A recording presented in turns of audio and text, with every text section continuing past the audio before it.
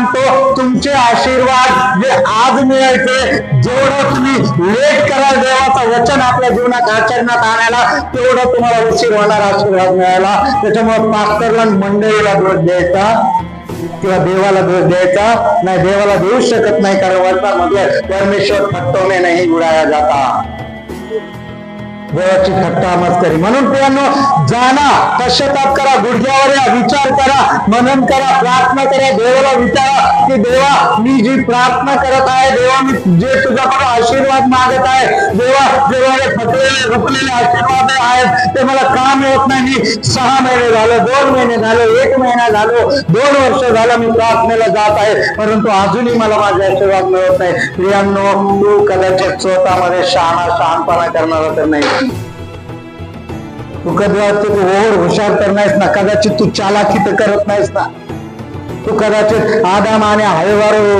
दर रविवारी कपडे लपेटून येत नाहीस ना.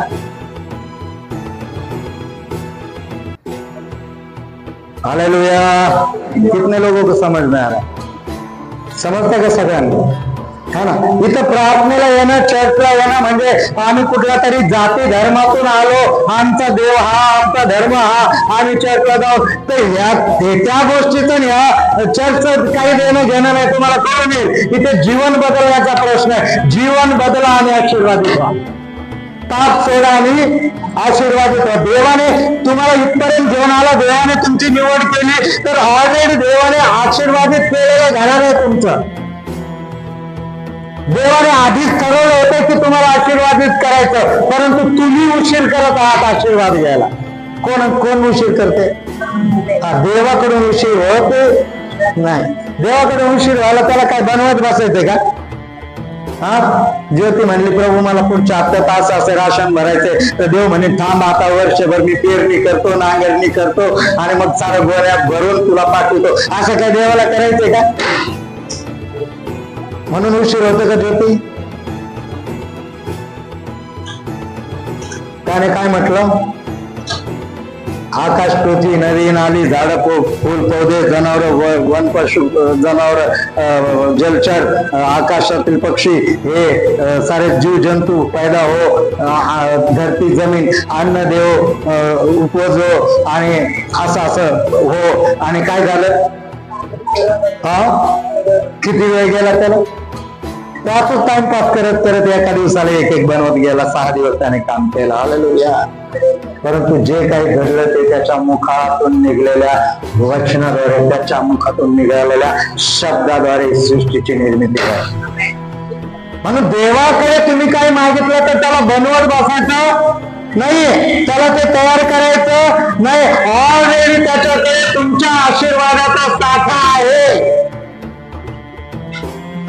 ऑलरेडी स्वर्गदूतांची टीम त्या देवासमोर उपस्थित राहते की कधी कोण इमानदारीने प्रार्थना करतं, कधी कुणाची प्रार्थना त्या स्वर्गीय सिंहासनावर त्या सोन्याच्या वाटीमध्ये पोहोचते आणि ती वाटी ओपन होऊन कधी परमेश्वरासमोर तुमची प्रार्थना जाते. जशीच इमानदारीची, विश्वासाची, पवित्रतेची प्रार्थना देवासमोर सादर होते, त्या क्षणाला देव त्या स्वर्गदूतांना आदेश देतो की जा माझ्या लेकराने हे मागितलं त्याला देऊन हे आशीर्वाद देऊन.